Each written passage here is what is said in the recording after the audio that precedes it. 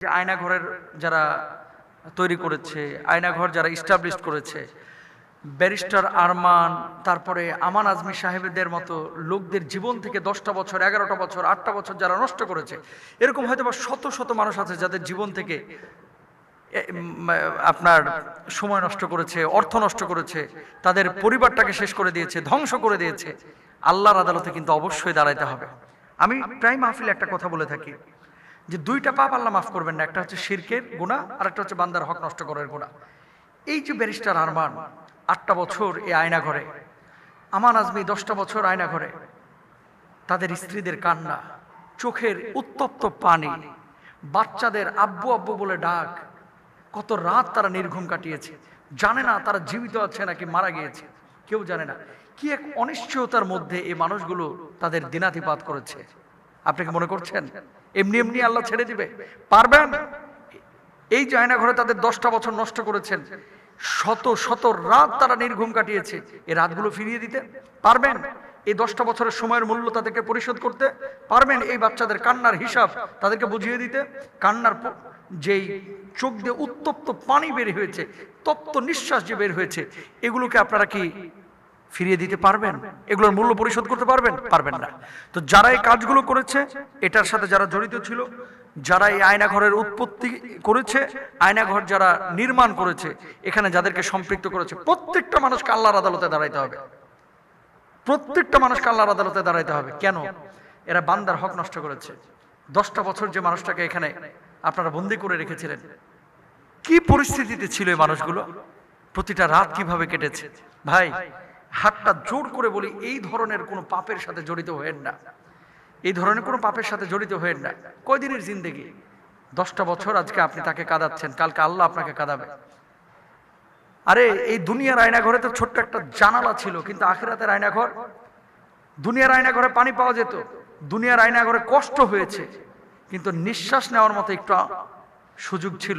কিন্তু আখিরাতের আয়নাঘরে ভাই, পানি চাইবেন রক্ত দেওয়া হবে, পানি চাইবেন পুঁজ দেওয়া হবে, পানি চাইবেন পেটের মধ্যে এমন গলিত উত্তপ্ত রক্ত পুঁজ গলানো দেওয়া হবে যে আপনার পেটের নাড়িভুড়ি সবকিছু একেবারে ছিন্ন ভিন্ন হয়ে যাবে।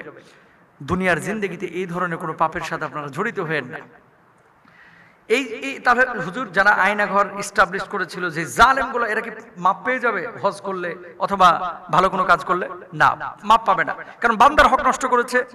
এই 10 বছর তাদেরকে মূল্য পরিশোধ করতে হবে, অথবা এদের কাছে মাপ চাইতে হবে, অথবা যে পরিমাণ ক্ষতি করেছে এই ক্ষতি তাদেরকে পুষিয়ে দিতে হবে। এটা পারবে না।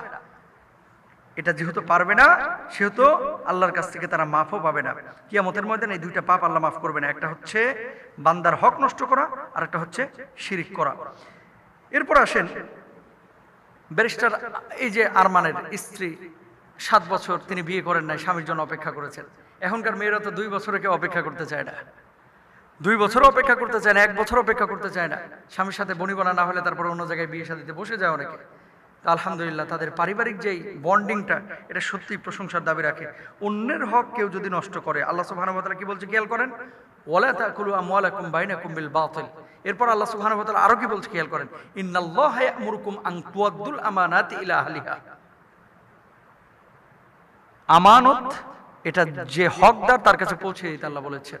এবং আল্লাহ সুবহানাহু ওয়া তাআলা স্পষ্টভাবে বলেছেন যে খবরদার তোমরা হারামের সাথে জড়িত হও না, সম্পৃক্ত হও না। আয়নাঘরের যে সমস্ত কীর্তিকলাপ এবং কুকর্ম আমাদের সামনে আজকে প্রকাশিত হয়েছে, আল্লাহ যেন এইরকম কোন জালেমের কবলে আর কাউকে না ফেলায়। আল্লাহ তাআলা এই সমস্ত জালেমদেরকে হেদায়েত দান করুক, যারা এটার উৎপত্তি করেছে, অথবা এদের নসিবে হেদায়েত না থাকলে আল্লাহ তাআলা যেন ধ্বংস করে দেন। সবাই বলে আমিন। আল্লাহ তাআলা আমাদেরকে বোঝার তৌফিক দান করুন। পৃথিবীতে যখন আপনাকে কেউ বোঝার চেষ্টা করবে না, ধরেন আপনাকে কেউ বুঝতেছে না, আপনার বাপ বুঝতেছে না, আপনার মা বুঝতেছে না, স্ত্রী বুঝতেছে না, ছেলে মেয়ে কেউ বুঝতেছে না, একটা কথা মাথায় রাখবেন, আল্লাহ আপনাকে ঠিকই বুঝেন। সুতরাং মানুষের পেছনে এত সময় দিবেন না। যখন দেখছেন যে আপনাকে কেউ ভুল বুঝতেছে, তো আপনাকে শুদ্ধ করে বোঝানোর জন্য 1 দিন 2 দিন 3 দিন 4 দিন আপনি ঘুরছেন, তার পিছনে গুড় গুড় করতেছেন, কিন্তু আপনাকে পাত্তাই দিচ্ছে না। খবরদার, স্টপ। সেখানে আপনি দাঁড়ান, সেখানে থেমে যান। এরপর আপনি আল্লাহর পেছনে, মানে আল্লাহর দিকে ঝুঁকেন, সাজদায় লুটায় পড়েন। শেষ রাত্রে আল্লাহকে আপনার মানে বিষয়গুলোকে আল্লাহর সামনে উপস্থাপন করেন। দেখবেন ইনশাআল্লাহ তাআলা আল্লাহ সুবহানাহু ওয়া তাআলা সমস্ত হতাশা, বিষণ্ণতা এবং এই দূরত্বকে কমিয়ে দেবেন ইনশাআল্লাহ তাআলা। সুতরাং আল্লাহমুখী হন।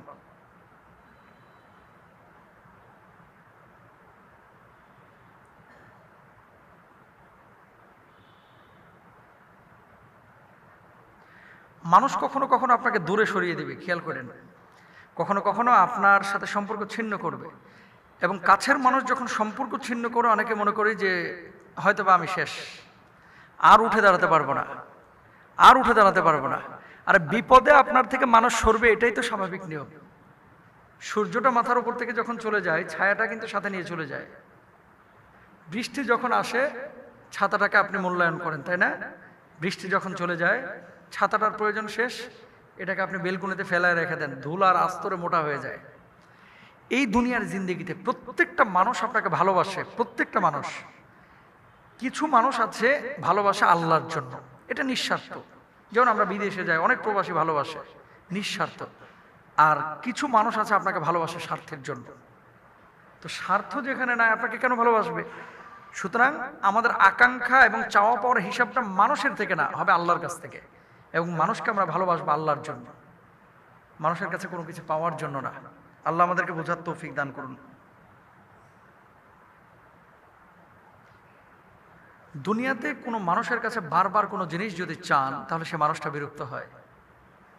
ইভেন মায়ের কাছে বারবার যদি দুধ খাওয়ার জন্য, দুধ পানের জন্য যদি বাচ্চা কান্না করে, মাও বিরক্ত হয়।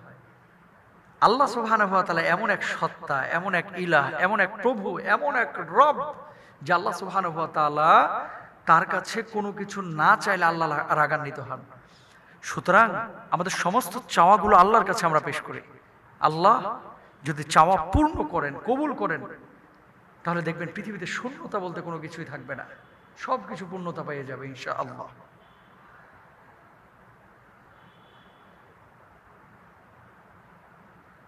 মানুষের যখন উপকার করবেন না, আত্মিক একটা শান্তি আপনি পাবেন। কিছু কিছু সময় কখনো কখনো দেখবেন বন্ধুদেরকে আপনি কফি বিল দিয়ে দিচ্ছেন 800 টাকা, 2000 টাকা, 3000 টাকা, স্পিরিচুয়ালি আপনি শান্তি পাচ্ছেন না। এটা গিভ অ্যান্ড টেকের মতো, আজকে আমি খাওয়াইলাম, কালকে সে খাওয়াবে। কিন্তু নিঃস্বার্থভাবে কোনো গরিবকে, কোনো অসহায়কে যখন আপনি সাহায্য করবেন, এটা দেখবেন আপনার আত্মার প্রশান্তি দিবে, আত্মাটাকে একটা স্মুথ একটা সিচুয়েশন আত্মার মধ্যে তৈরি করবে। এবং এই প্রশান্তিটা আপনি কোথাও পাবেন না।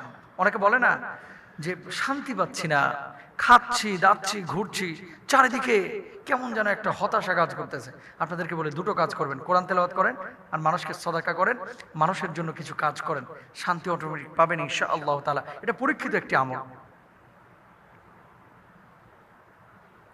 আল্লাহর দয়া আমরা প্রত্যেকেই চাই যে আল্লাহ আমার উপরে দয়া করুক, কিন্তু আমি মানুষের উপরে দয়া করি না। মানুষের উপরে কোনো ব্যক্তি যদি দয়াশীল হয়, দয়া পরবশ হয়, দয়া করে, আল্লাহ তাআলা তার উপরে দয়া করেন। সুতরাং আল্লাহর দয়া পাইতে হইলে আগে মানুষের উপরে দয়া করা শিখেন। কিছু মানুষ আছে মানুষের সাথে চামারের মতো আচরণ করে, দয়া তো দূরের কথা, এর সাথে ভালো মুখে, হাসি মুখে একটু কথাও বলে না, অথচ আল্লাহর কাছে দয়া আশা করে। কোশ্চিন কালেও সম্ভব না। যদি জমিনবাসীর উপর আপনি দয়া করেন, আসমানে যিনি আছেন আপনার উপরে দয়া করবেন, এটা হাদিসে আছে।